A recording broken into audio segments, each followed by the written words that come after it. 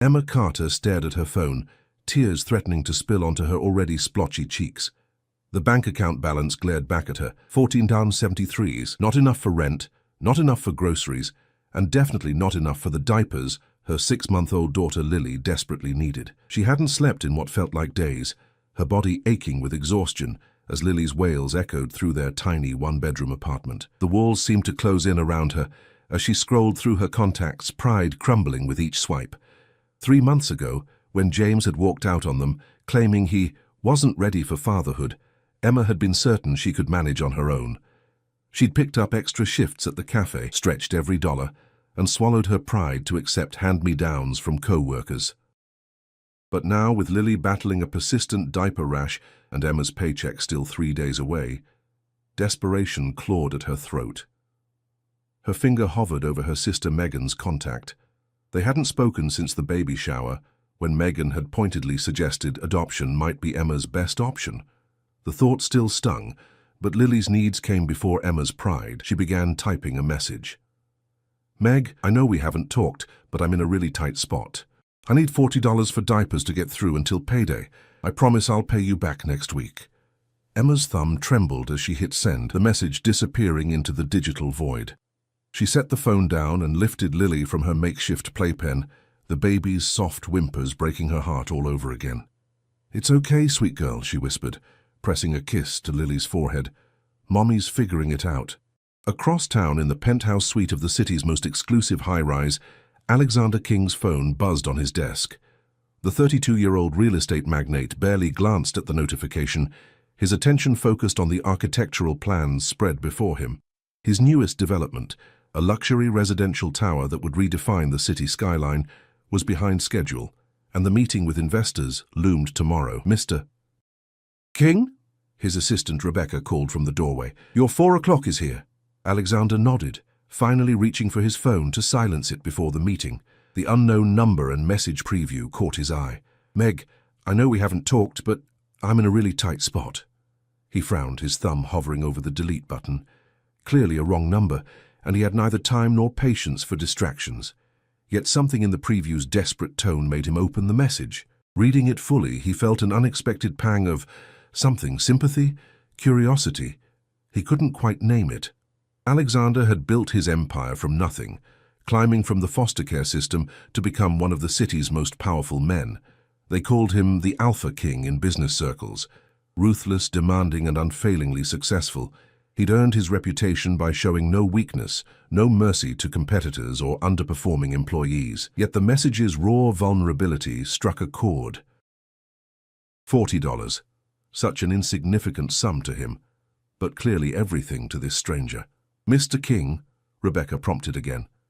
"Tell them I need 5 minutes," he replied, his fingers already typing a response before his rational mind could intervene.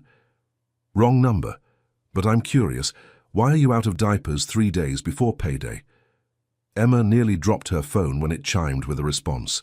Her heart sank as she read the first words, "wrong number," but the question that followed made her pause. Someone had received her desperate plea, and rather than ignoring it, they'd asked a question. The simple human acknowledgement of her struggle brought fresh tears to her eyes. "I'm so sorry for texting you," she replied quickly. "My baby's father left us 3 months ago, and I've been juggling bills. Had to fix my car last week to keep my job, and that ate the diaper money." "I shouldn't have bothered you," Alexander read the response, a frown deepening the lines around his mouth. He should stop this exchange now, direct the woman to social services, block the number, focus on the $1 million deal waiting in his conference room. Instead, he found himself typing, "What's your Venmo?" Emma stared at the 2-word message in disbelief. Surely this stranger wasn't offering to help. Her fingers trembled as she replied with her username, adding, "But please don't feel obligated. This isn't your problem." Alexander transferred $300 without further comment, then silenced his phone and strode into the meeting, pushing the exchange from his mind. When Emma's phone chimed with the notification, she gasped audibly. $300, not 40. 300. Enough for diapers, groceries, and to catch up on the electric bill, threatening to disconnect service. The username on the transfer, A. King, gave her no clues about her unexpected benefactor. "Thank you," she typed quickly, This is more than I asked for, and more than I deserve. I promise I'll pay you back even if it takes time." She didn't expect a response, but one came almost immediately. "No repayment necessary. Good luck." The curt reply should have ended their interaction, but Emma, overwhelmed by gratitude and riding an emotional wave of relief, sent one more message. "You've just saved us this week. I wish I could thank you properly." Alexander saw the message during a break in his meeting, something in the woman's genuine gratitude breaking through his carefully constructed walls. Against his better judgment, he replied, "Buy the diapers. Take care of your child. That's thanks enough." For the first time in months, Emma slept through the night, Lily comfortable in fresh diapers and with a full belly. The next morning she woke with renewed determination. The stranger's kindness had given her breathing room, but she needed a sustainable solution. After dropping Lily at her neighbor Mrs. Peterson's apartment, Emma headed to her shift at Riverside Cafe with a plan forming. That same morning, Alexander's driver took an unexpected detour due to construction, forcing them down an unfamiliar street lined with small businesses. As they idled at a red light, Alexander noticed a "Help Wanted" sign in the window of a cafe, Riverside Cafe. Something about the name triggered a memory from his childhood, a warm place where a kind waitress had sometimes slipped him free hot chocolate during the bitter winters when his foster mother had locked him out. "Pull over," he instructed his driver impulsively. Inside Riverside Cafe, Emma was approaching her manager, Sarah, about picking up additional shifts when the bell above the door chimed. A tall man in an impeccably tailored suit entered, looking startlingly out of place among the cafe's worn charm.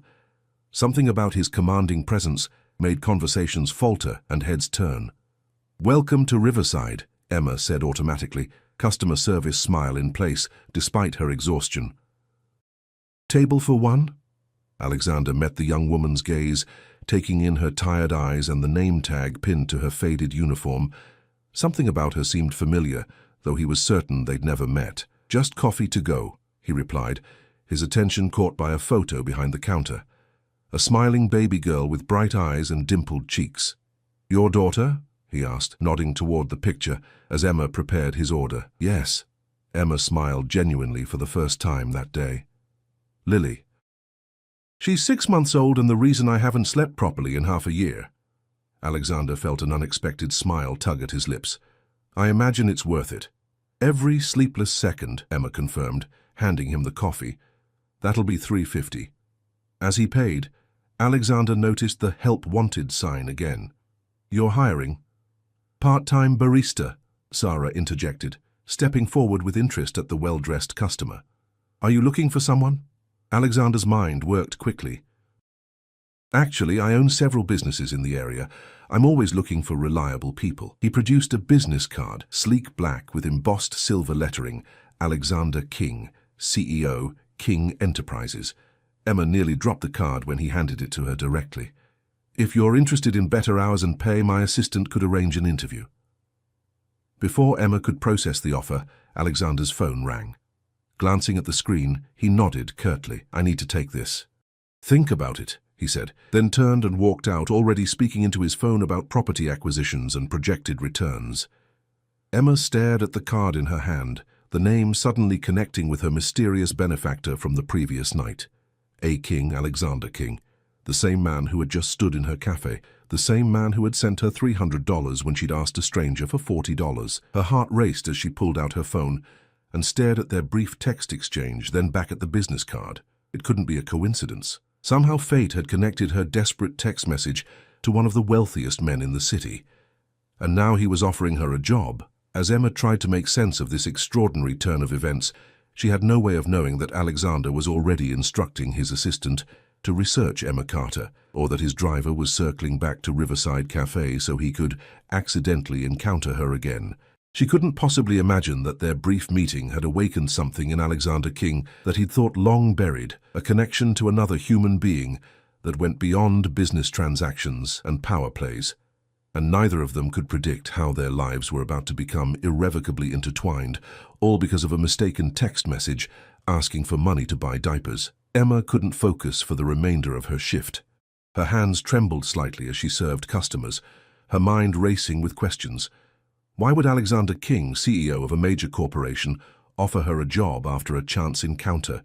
Was it charity, pity, something else entirely? And what were the odds that her desperate text had reached someone with the means to help so effortlessly? "You okay, Em?" Sarah asked, nudging her gently as they restocked napkins. "You've been spacing out since that suit came in." Emma fingered the business card in her pocket. "I'm fine. Just thinking about childcare options if I pick up more hours." The lie came easily, though guilt followed. She hadn't told anyone about her financial crisis or the mysterious text message savior. It felt too personal, too vulnerable, and now too unbelievable. When her shift ended, Emma collected Lily from Mrs. Peterson, handing the elderly woman a box of tea purchased with her newfound funds. "You seem different today, Mrs. Peterson observed, bouncing Lily on her hip. "Less weight on your shoulders," Emma smiled. "Just a good day. Things might be looking up." At home, after Lily was fed and settled, Emma finally allowed herself to examine the business card properly. The embossed letters caught the light as she turned it between her fingers. King Enterprises. She searched the name online and gasped at the results. Alexander King wasn't just wealthy, he was in another stratosphere entirely. Self-made billionaire, real estate mogul, philanthropist with a reputation for ruthlessness in business. Articles described him as brilliant but cold, demanding perfection from everyone in his orbit. Most photos showed him in formal attire, expression serious, often flanked by models at charity galas. Nothing about him suggested the type of person who would send money to a stranger or offer a job to a struggling waitress. Her phone felt heavy in her hand as she debated texting the number again. Would it seem ungrateful to question his motives, presumptuous to take him up on his offer? Before she could decide, her phone chimed with a new message. "Did you consider my offer? AK." Emma's heart raced. He had kept her number. He remembered her. "I did," she replied carefully. "But I'm confused. Why would someone like you offer a job to someone like me?" The response came quickly. "Someone like you?" Emma bit her lip. "A single mum with no degree and a resume full of service jobs." 3 dots appeared, disappeared, then reappeared. Finally, "I have a position that needs filling. You seem resourceful. The cafe is closing next month anyway. The building's been sold for redevelopment." Emma felt the blood drain from her face. The cafe was closing. Her only source of income gone.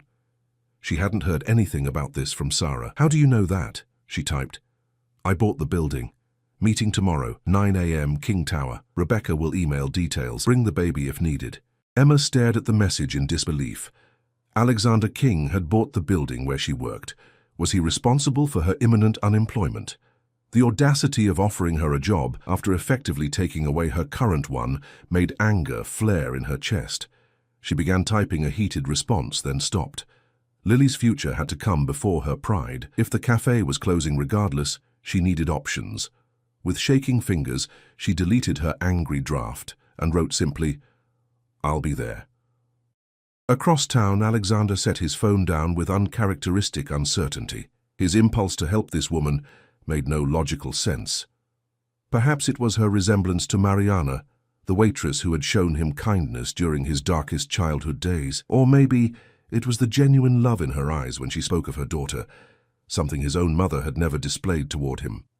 Whatever the reason, Alexander found himself instructing Rebecca to prepare for the interview with unusual specifications. Make sure the conference room has a comfortable chair for a nursing mother, and find out what time the baby usually naps. Rebecca, who had worked for him for 7 years, raised her eyebrows but said nothing. In all their time together, she had never seen him make accommodations for anyone. The next morning, Emma dressed in her best outfit, a navy pencil skirt and white blouse she'd worn to her cousin's wedding 2 years earlier. Lily, sensing her mother's nervousness, was mercifully cooperative, cooing happily in her second-hand stroller as they navigated public transit to downtown. King Tower stretched impossibly high against the blue sky, glass and steel gleaming in the morning sun. Emma felt small and insignificant as she pushed through the revolving doors into the marble-floored lobby. "Emma Carter for Alexander King," she told the security guard, trying to project confidence she didn't feel. 52nd floor, he replied after checking his tablet. "They're expecting you." The elevator rose with stomach-dropping speed. Emma checked Lily's diaper bag for the third time, making sure she had everything: diapers, wipes, formula, extra clothes, toys. She'd brought enough supplies for an Arctic expedition, terrified of appearing unprepared. When the doors opened, Rebecca was waiting, tall, polished, and intimidating in her tailored grey suit. "Miss Carter," she greeted, eyes flicking briefly to Lily. "This way, please." Rebecca led them not to a conference room but to a spacious office with floor-to-ceiling windows overlooking the city. A plush armchair sat in one corner beside a small table set with water, coffee, and pastries. Most surprisingly, a portable crib had been set up, complete with soft blankets and a mobile. "Mr. King will be with you shortly," Rebecca said. "Please make yourself comfortable. There's a changing table in the adjacent bathroom if needed." Emma stood frozen in disbelief long after Rebecca had left. The level of preparation for her and Lily's comfort was unexpected and, truthfully, a little unsettling. What kind of employer went to such lengths for an interview with a cafe waitress? "Good morning." She turned to find Alexander King standing in the doorway, somehow more imposing than she remembered. In the cafe, he'd been merely a well-dressed customer. Here, surrounded by the trappings of his success, he radiated authority and power. "Mr. King," Emma acknowledged, forcing herself to meet his gaze. "Thank you for seeing me." "Alexander," he corrected, moving to sit behind his desk. "Please sit." Emma carefully positioned Lily's stroller beside her chair, grateful when the baby remained contentedly playing with her teething ring. "Before we discuss potential employment," she began, gathering her courage, "I need to know, did you really buy the building where Riverside Cafe is located?" Alexander's expression remained impassive. "Yes. The purchase was finalized last month. And it's being demolished? Redeveloped," he corrected. "The entire block will become a mixed-use property, retail on the ground floor, residential above." Emma felt her temper flare. "So you're destroying people's livelihoods and homes for another luxury development?" A flicker of surprise crossed Alexander's face at her directness. "The current tenants receive generous relocation packages. The residential component will include affordable housing units." "Did anyone ask if they wanted to relocate?" Emma challenged, her financial precariousness momentarily forgotten in the face of injustice. "That cafe has been there for decades. People depend on it." Alexander leaned forward, eyes narrowing slightly. "Progress requires change, Miss Carter. The building is outdated, the business is struggling. My development will create more jobs and better housing than currently exist." "Easy to say when you're not the one being displaced," Emma muttered. To her surprise, Alexander's lips twitched in what might have been amusement. "You're not afraid to speak your mind. That's refreshing." Before Emma could respond, Lily dropped her teething ring and began to fuss. Without thinking, Emma lifted her from the stroller, settling the baby on her lap. "May I?" Alexander asked, gesturing to Lily. Emma hesitated, then nodded. Alexander moved around the desk and crouched to Lily's eye level, his entire demeanor softening. "Hello there," he said quietly, offering his finger for Lily to grasp. The baby studied him seriously, before breaking into a gummy smile that transformed her face. Something shifted in the room's atmosphere as Alexander smiled back, a genuine expression that reached his eyes and erased years from his face. Emma felt her anger wavering at this glimpse of humanity beneath the corporate exterior. "She has good instincts," Alexander said, straightening. "Now, about the position. I need an executive assistant who can manage my personal affairs. My company work is handled by Rebecca, but my charitable foundation and private matters require someone separate." Emma blinked in confusion. "You want me to be your personal assistant? But I have no experience with—" "You manage to support yourself and a child on cafe wages," he interrupted. "You clearly prioritize effectively, work hard, and problem-solve under pressure. Those skills are more valuable than knowing which fork to use at a business dinner, which can be taught." "Why me?" Emma asked directly. "Is this because of the text message? Because if it's pity—" "I don't do pity," Alexander cut in, his tone hardening. "This is a business decision. I need someone discreet, someone whose loyalty isn't to the highest bidder. The position pays $75,000 annually, includes comprehensive benefits, and offers flexible hours to accommodate your daughter's needs." Emma nearly choked. The salary was more than triple what she made at the cafe. It would change everything, A better apartment, quality childcare, savings for Lily's future. There's a catch, she said slowly, looking for the trap. There had to be one. Alexander's expression remained unreadable. The job requires absolute confidentiality and occasional travel. I'm not an easy person to work for. Ask anyone. I expect excellence without excuses. And if I say no? Then you walk out with a severance package for the cafe closure and we never speak again. The bluntness of his answer was oddly reassuring. At least he wasn't pretending this was anything other than a transaction. When would I start? Emma asked, already calculating childcare options.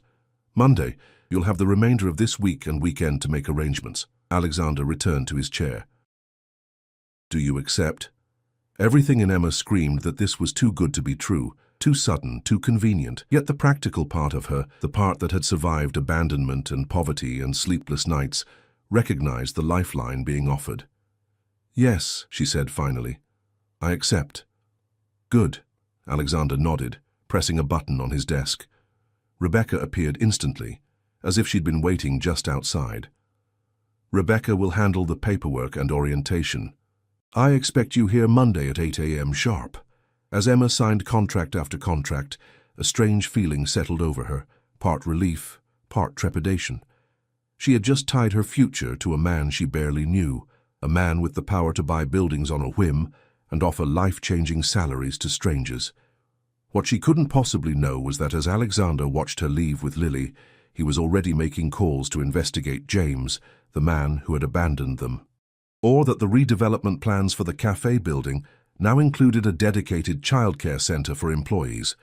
Or that for the first time in years, Alexander King had changed his schedule, cancelling an important dinner to review Emma Carter's personnel file himself. Neither of them realized they had just set in motion events that would uncover long-buried secrets, threatening everything Alexander had built and forcing Emma to question everything she thought she knew about herself and the father of her child. Emma's first week working for Alexander King had been a whirlwind of adjustments. The sleek office, with its floor-to-ceiling windows and minimalist decor, couldn't have been more different from the homey chaos of Riverside Cafe. Instead of juggling coffee orders and wiping down sticky tables, she now managed Alexander's complex personal calendar, coordinated with his charitable foundation, and fielded calls from people whose names she recognized from business magazines. The learning curve was steep, but Emma attacked each challenge with determination. She'd negotiated with Rebecca to allow Lily in a specially prepared corner of her new office 3 days a week, while Mrs. Peterson watched her the other 2. The arrangement wasn't perfect, but it was working, and the first direct deposit into her bank account had nearly brought her to tears. Miss Carter, Alexander's voice came through the intercom on Friday afternoon. A moment, please. Emma checked that Lily was content in her playpen before entering his office, notepad ready. Over the past 5 days, their interactions had been strictly professional, efficient, respectful, and distant. Sometimes she wondered if he remembered their text exchange at all. Close the door, he instructed without looking up from his computer. Emma complied, taking the seat across from his desk when he gestured to it. How are you finding the position? He asked, finally meeting her eyes.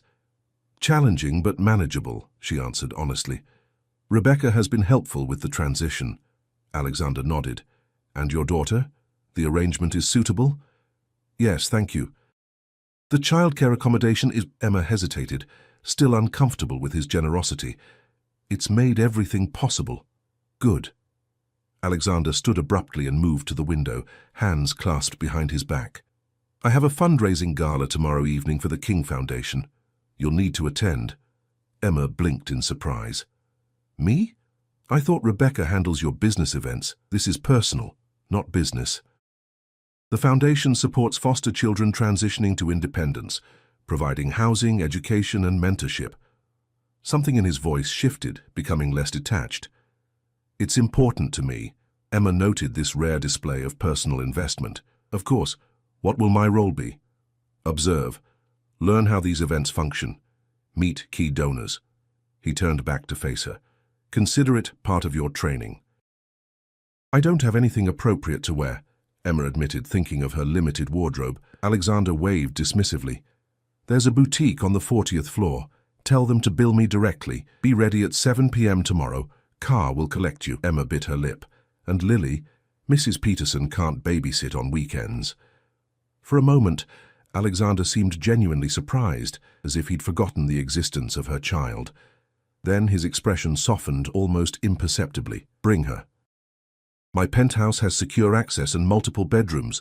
She can sleep there while we attend. My housekeeper Maria has grandchildren. She'll watch her. Emma wanted to object to leaving Lily with a stranger, but the logical part of her brain recognized the practicality of the solution. Thank you, that's very thoughtful. Alexander nodded curtly, clearly considering the matter resolved. That will be all. As Emma returned to her desk, she couldn't shake the feeling that there was more to Alexander King than the cold, calculating businessman the world saw.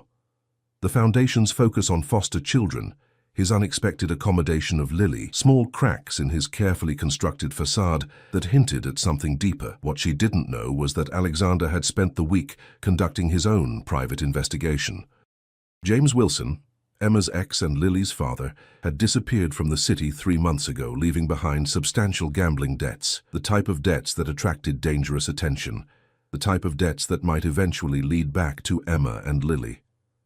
Saturday evening arrived with unexpected nerves. Emma stood before the mirror in her apartment, barely recognizing herself in the emerald gown from the boutique. The saleswoman had insisted the color brought out her eyes, and the cut flattered her postpartum figure in ways her regular clothes never did. For the first time in months, she looked like someone who hadn't spent the night before mixing formula at 3 a.m. "What do you think, Lilybug?" she asked her daughter, who responded with delighted babbles from her bouncer seat. "Too much?" The doorbell rang precisely at 7 p.m. Emma gathered Lily and the overnight bag she'd packed with excessive care, then opened the door to find not a driver, but Alexander himself standing in the hallway. He wore a tuxedo that probably cost more than 6 months of her cafe salary, his dark hair styled perfectly, his posture impeccable. For a fleeting moment, something like appreciation flickered in his eyes as he took in her appearance. "You look appropriate," he said, the compliment so clinical it almost made Emma laugh. "High praise," she replied dryly. "Should I have aimed for inappropriate instead?" To her surprise, the corner of Alexander's mouth twitched. "The car is waiting." The drive to Alexander's penthouse was quiet, broken only by Lily's occasional babbling. Emma found herself studying his profile when he wasn't looking. The strong jawline, the intensity in his eyes, the permanent furrow between his brows that suggested he rarely relaxed. Alexander's penthouse occupied the top 2 floors of an exclusive building overlooking the park. Floor-to-ceiling windows showcased a panoramic view that stole Emma's breath. The space was immaculate. Sleek, modern furniture, original artwork, and not a single personal photograph or memento visible. "Maria," Alexander called, and an older woman with kind eyes appeared. "This is Emma and her daughter Lily." Maria smiled warmly. "The little one and I will have a wonderful time, Miss Emma. Don't worry." Despite the woman's grandmotherly demeanor, Emma felt the familiar pang of separation anxiety. Her schedule is in the bag, along with her favorite toy. She might fuss when— "Emma," Alexander interrupted gently. "We need to leave. Lily will be fine." Reluctantly, Emma kissed her daughter's cheek and handed her to Maria, who immediately began cooing in what sounded like Portuguese. Lily, traitorously, seemed perfectly content with the arrangement. The hotel ballroom where the gala was held gleamed with opulence. Crystal chandeliers, ice sculptures, string quartet playing softly in the corner.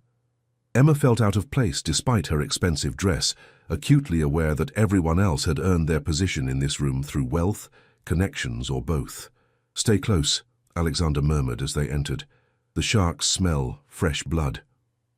Before Emma could respond, they were surrounded by well-wishers and sycophants. She watched in fascination as Alexander transformed, his usual brusqueness replaced by practiced charm, his responses diplomatic yet decisive. He introduced her simply as "my assistant, Emma," offering no further explanation for her presence. An hour into the event, Emma found herself momentarily alone, Alexander having been pulled into a conversation with the mayor. She took the opportunity to examine the photo displays, showcasing the Foundation's work. Apartments for aged-out foster youth, scholarship recipients in graduation gowns, smiling mentors with their mentees. "He built it all himself, you know." Emma turned to find an elegant older woman beside her, champagne flute in hand. "The foundation?" Emma asked. "The Empire?" The woman smiled. "I'm Vivian Pierce. I've known Alexander since he was a scrawny teenager, determined to prove the world wrong." "Emma Carter," she replied, curiosity piqued. "You've known him that long?" Vivian nodded. "My husband was his first investor. Thomas saw something in him, a hunger, a drive. Alexander had nothing back then, just ambition and that remarkable brain of his." "He was in foster care?" Emma asked, connecting the dots from the foundation's focus. "Until he aged out at 18, Vivian's expression darkened. "Horrific childhood. Mother was an addict who surrendered him to the state at 6. Bounced through 7 foster homes, most of them awful. The last family only took him for the stipend. Used to lock him out when he misbehaved, even in winter." Emma's heart clenched, remembering Alexander's interest in Riverside Cafe, the place where a kind waitress had once given him free hot chocolate. The pieces were starting to fit together. "He doesn't talk about it," Vivian continued. "Probably doesn't want your pity, but it explains a lot about him, don't you think?" Before Emma could respond, she felt a presence behind her. Alexander stood there, expression unreadable. How much had he heard? "Vivian," he greeted coolly, "I see you've met Emma." "Lovely girl," Vivian smiled, unperturbed by his tone. "You always did have an eye for potential, Alexander." Something unspoken passed between them before Vivian excused herself, leaving Emma alone with Alexander and the weight of new understanding. "How much did she tell you?" he asked quietly, eyes fixed on the foundation photos. "Enough to understand why this matters to you," Emma replied, gesturing to the display. Alexander's jaw tightened. "My past is irrelevant to your position." "Is it?" Emma challenged gently. "You help foster children because you were one. You noticed me because I work at a cafe that meant something to you as a child. Our pasts shape everything about us, Alexander." For a moment, something vulnerable flashed across his face. So quickly Emma might have imagined it. Then his mask slipped back into place. "We need to return to the penthouse," he said abruptly. "There's something we need to discuss." "Something about Lily's father." Emma felt her blood run cold. "James? What about him?" "Not here," Alexander replied, already guiding her toward the exit with a hand barely touching her lower back. "This is a private matter." The car ride back to the penthouse was tense with unspoken questions. Emma's mind raced through possibilities, each more alarming than the last.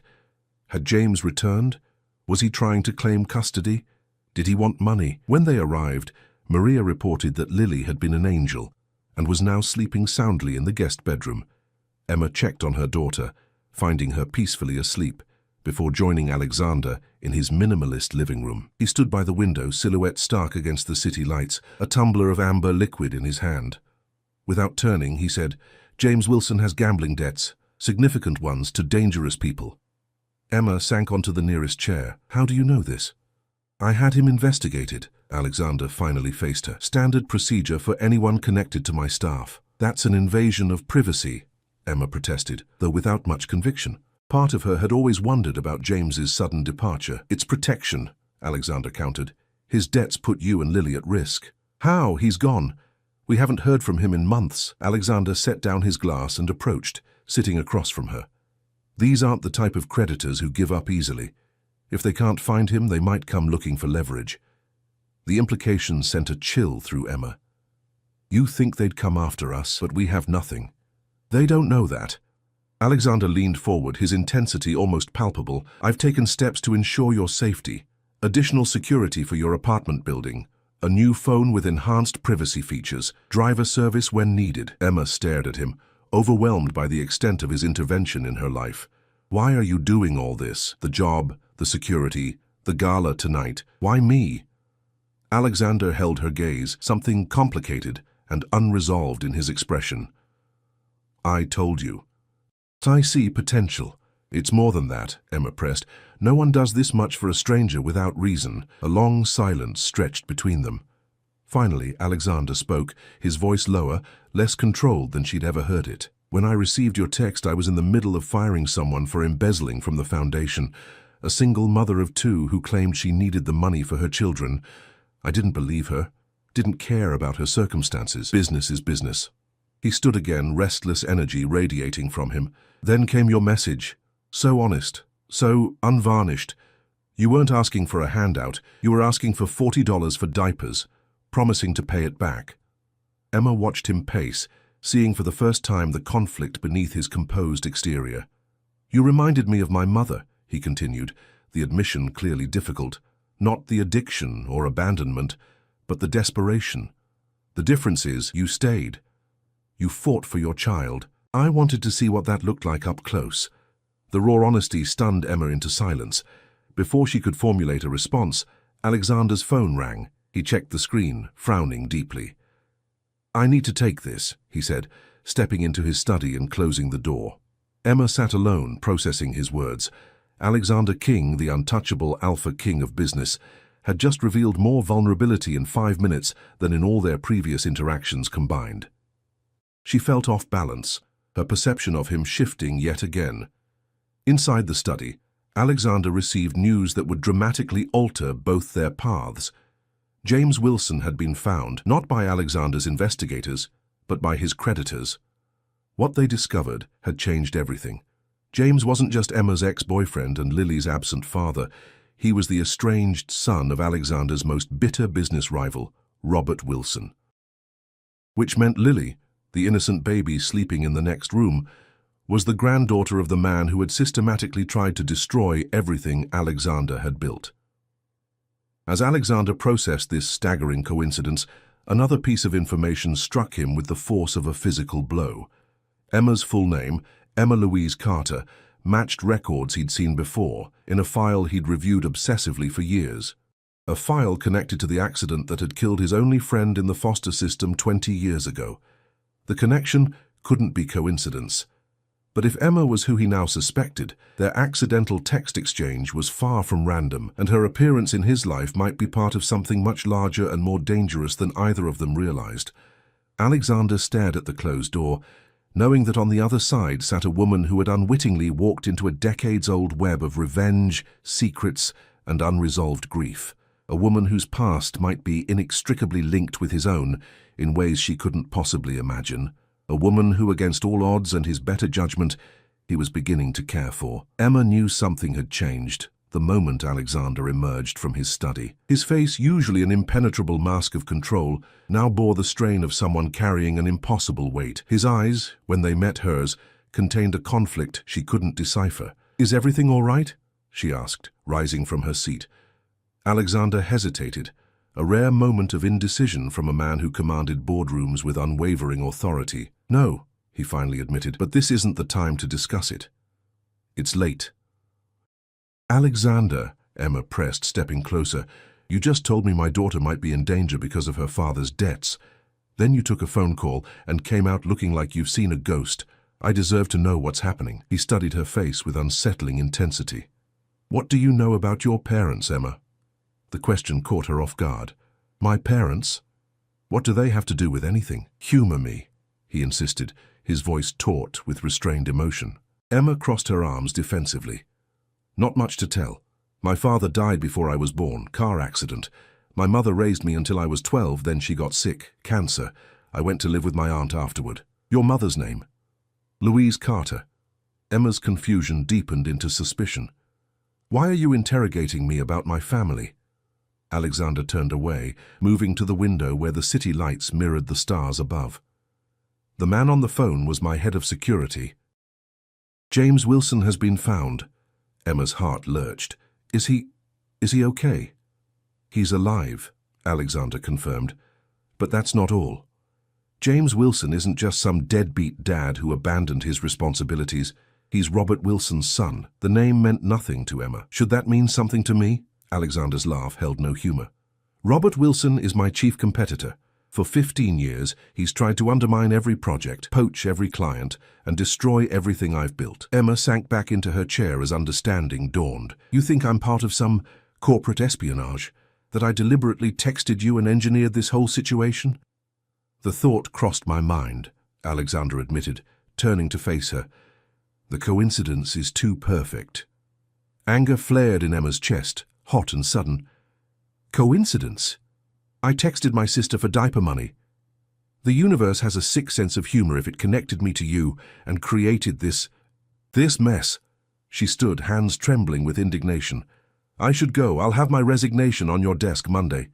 No, Alexander said sharply, moving to block her path. You can't leave. Not until we understand what's happening. There's more. Something in his tone, an urgency bordering on desperation, made Emma pause. What more could there possibly be? Alexander ran a hand through his hair, disheveling its perfect arrangement. When I was 16, I had one friend in the foster system, Michael Carter. He died in a car accident the night we both aged out of the system. The driver of the other vehicle was Louise Carter. Emma felt the blood drain from her face.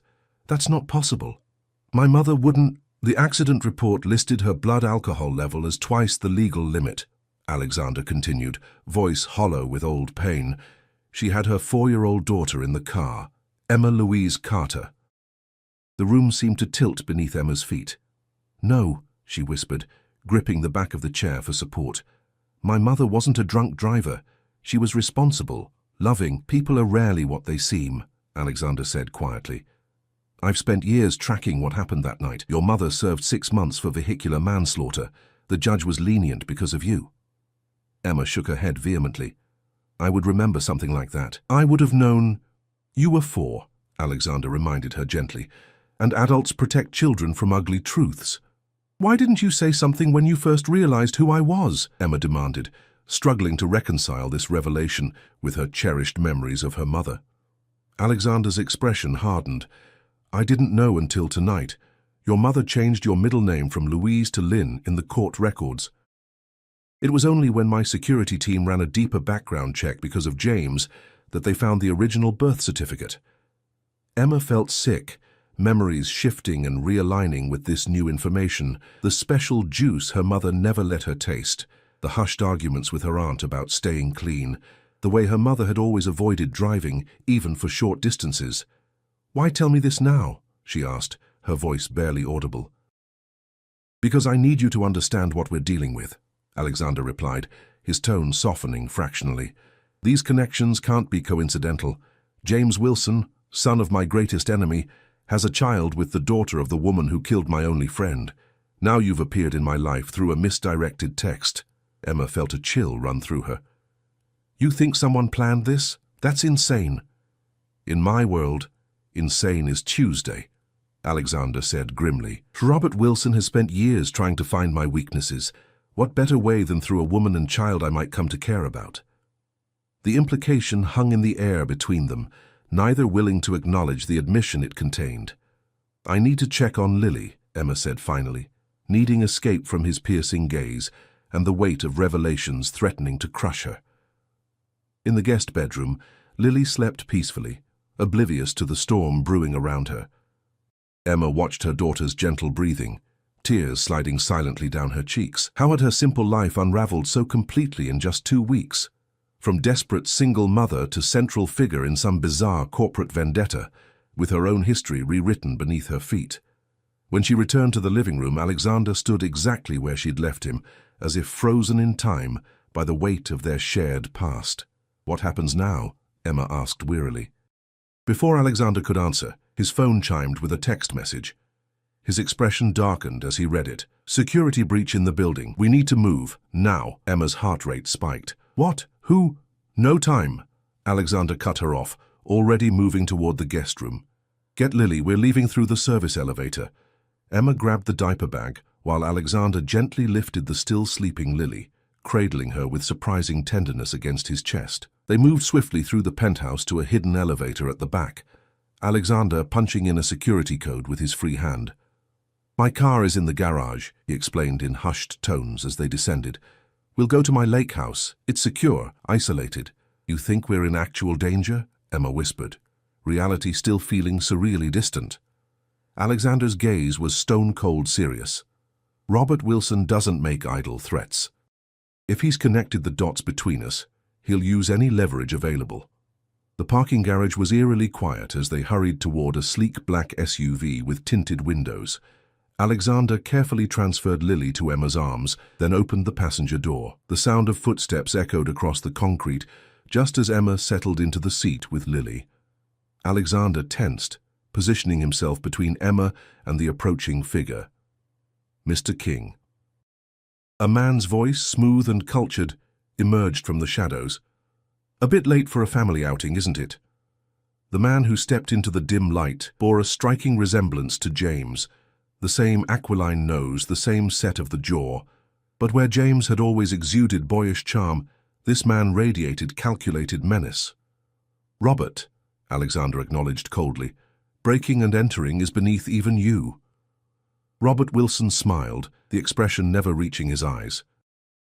"Hardly breaking when one owns the security company that installed your systems." His gaze shifted to Emma and Lily in the car.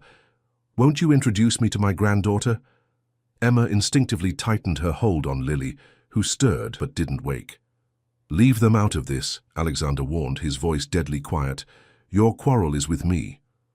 "On the contrary," Robert replied, "they're very much part of this now. Did you know, Miss Carter, that your charming employer here is responsible for your boyfriend's disappearance?" Emma looked to Alexander in confusion. "He's lying," Alexander stated flatly. "I've been searching for James to protect you, not harm him."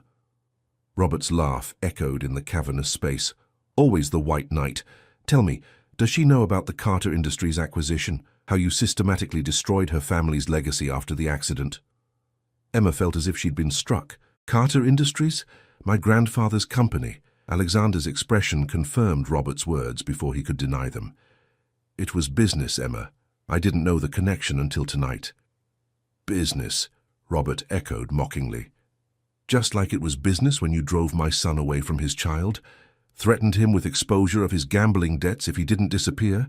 "That's not true," Alexander snapped, but Emma caught the flicker of guilt in his eyes. The pieces fell into horrible alignment in Emma's mind. Alexander had known about James all along, had perhaps even engineered his departure, clearing the path to insert himself into their lives. "I trusted you," she whispered, the betrayal cutting deeper than she would have thought possible 2 weeks ago. "Emma," Alexander began, but was interrupted by the arrival of 3 security guards, their attention focused on Robert Wilson. "Sir," one addressed Alexander, "we have the situation contained." Robert smiled thinly. "This isn't over, King. Not by a long shot." He nodded politely to Emma. "We'll speak soon, Miss Carter, about your daughter's inheritance, if nothing else." As Robert was escorted away, silence fell heavily between Emma and Alexander. Lily, disturbed by the commotion, began to whimper softly. "Get in," Emma said tightly. "We're leaving, but not to your lake house. You're taking us home." The drive to Emma's apartment was tense with unspoken accusations. Alexander made one attempt to explain, but Emma silenced him with a raised hand. "Not now. Not while I'm trying to process that everything, my mother, my grandfather's company, James leaving, even you offering me a job, might be part of some elaborate revenge plot spanning decades." When they arrived, Emma gathered Lily and her belongings with mechanical efficiency. At her door, she finally turned to face Alexander. "Was any of it real?" she asked, her voice barely steady. "The help, the job, the concern for Lily, was it all just manipulation?" Alexander met her gaze unflinchingly. "It started as curiosity, then protection, then something I didn't expect." "That's not an answer," Emma challenged. "I didn't engineer James's departure," Alexander said firmly. "But when I discovered who he was, I did investigate him. Your text message was genuinely random, a cosmic coincidence. Everything since has been my attempt to make sense of it, to protect you both from Wilson's games." "And my family's company?" Alexander's expression tightened. "That was business, before I knew you existed. Carter Industries was failing after your grandfather's death. I acquired it, restructured it, saved hundreds of jobs in the process, while erasing my family name," Emma noted bitterly. "While honoring my friend's memory in my own way," Alexander countered. "Michael wanted to be an architect. The Carter building downtown houses my architectural division." Emma shook her head, too overwhelmed to process another revelation. "I need time, space, to think about all this." "You'll have it," Alexander promised, "but you'll also have security, non-negotiable. Robert Wilson is dangerous, especially now." "Fine," Emma conceded, too exhausted to argue. "Good night, Alexander." "Emma," he called as she began to close the door. For what it's worth, I never intended to care about either of you." The admission hung between them as much a confession as Alexander King was capable of making. The following week passed in a blur of emotions and decisions. Emma took leave from her position, using the time to research everything Alexander and Robert had claimed. The truth, as always, lay somewhere in the complicated middle. Her mother had indeed caused the accident that killed Michael Carter, though court records suggested mechanical failure had contributed. Carter Industries had been on the verge of bankruptcy when Alexander acquired it, and he had indeed preserved many jobs while expanding the company's reach. And most surprisingly, bank records Emma obtained through her aunt showed that anonymous donations had funded her mother's cancer treatments, donations that coincided with Alexander's first major business success. As for James, Emma finally received a letter postmarked from Seattle. He admitted to running from gambling debts, confirmed his father's vendetta against Alexander, but denied any grand conspiracy. "I left because I was a coward," he wrote. Nothing more complicated than that. On the 7th day, Emma found herself standing outside King Tower, Lily babbling happily in her stroller. The security guards nodded respectfully as she entered, the elevator taking her directly to the executive floor without her needing to request it. Alexander looked up from his desk as she entered his office, surprise and something warmer flickering across his features before he controlled his expression. "I've been researching," Emma said without preamble, "trying to separate fact from fiction." Alexander set down his pen. "And your conclusions?" "That the past is complicated, that people make mistakes and sometimes try to atone for them in strange ways." She met his gaze steadily. "That sometimes the universe has a bizarre sense of humor, connecting people through misdirected texts and shared histories." A ghost of a smile touched Alexander's lips. "Very philosophical." "I'm not here to return to work," Emma clarified. "At least not yet. I'm here because Lily deserves to know her heritage, all of it. The good and the bad. The Carters, the Wilsons, and whatever this is between us." "And what is this between us?" Alexander asked quietly, rising from his desk. Emma considered the question carefully. "A beginning, maybe. Built on truth this time, not convenience or coincidence or corporate manipulation." Alexander moved around the desk until he stood before her, close enough that Emma could see the flecks of gold in his dark eyes. "I'm not good at beginnings," he admitted, "or relationships, or family." "Neither am I," Emma replied with a small smile. "But I'm willing to learn if you are." In response, Alexander crouched down to Lily's level, meeting the baby's curious gaze. "Hello again, little one," he said softly. Lily reached out chubby fingers toward him, a gesture of innocent trust that made Emma's heart constrict. "We could start with dinner," Alexander suggested, straightening. "The three of us. No business, no past, just getting to know each other properly." "I'd like that," Emma agreed. As they left the office together, Emma reflected on the strange path that had led them here, a desperate text message sent to a wrong number, a plea for help to buy diapers. Such a small thing to change the course of 3 lives so dramatically. Outside, spring sunshine bathed the city in golden light, promising new beginnings and second chances. Emma thought of her mother, of Michael Carter, of the tangled web of past decisions that had somehow led to this moment. Perhaps there was no such thing as coincidence. Perhaps every message found its intended recipient in the end. For the first time in months, perhaps years, Emma felt something like hope unfurling within her. Not the desperate hope of survival, but the warm, steady hope of possibility, of family found in unexpected places, of love growing from the most unlikely of circumstances. As Alexander's hand brushed against hers, Emma smiled. From mistaken text to meaningful connection, sometimes life's wrong turns led exactly where you needed to go. 6 months later, Emma stood on the balcony of Alexander's penthouse, their penthouse now watching the sunset paint the city in hues of gold and crimson. Lily, now a toddling 1-year-old, played contentedly at her feet with blocks Alexander had carved himself during a weekend at the lake house. So much had changed. Emma had returned to work, but on her own terms, splitting her time between Alexander's foundation and a new childcare center established in the redeveloped Riverside building. The center, named after Michael Carter, provided free services to single parents and foster families, Robert Wilson remained a shadow on the periphery of their lives, though his attempts to drive them apart had ultimately failed. James had returned briefly to meet Lily properly before leaving again, this time with Alexander's financial help to start fresh debt-free in Seattle. "Penny, for your thoughts." Alexander's voice came from behind her as his arms encircled her waist. Emma leaned back against him, content in a way she never could have imagined that desperate night when she'd texted for diaper money, just thinking about wrong numbers and right timing. Alexander chuckled, the sound vibrating against her back. "The best mistake I ever received, and the best response I never expected," Emma replied, turning in his arms to face him. As their lips met, Lily babbled happily, reaching up for both of them to join her play. Alexander lifted her effortlessly, his once stern face softened by genuine joy. Emma watched them together, the ruthless business titan and the innocent child who had captured his heart, and marveled at life's unexpected gifts. The Alpha King had been transformed not by power or wealth, but by a mistaken text message and the love of a woman brave enough to see beyond his walls. And Emma, once drowning in single motherhood, had found not just security but partnership, passion, and a family bigger than blood. Sometimes, she reflected, as Alexander pulled her into their embrace, the universe knew exactly what it was doing when it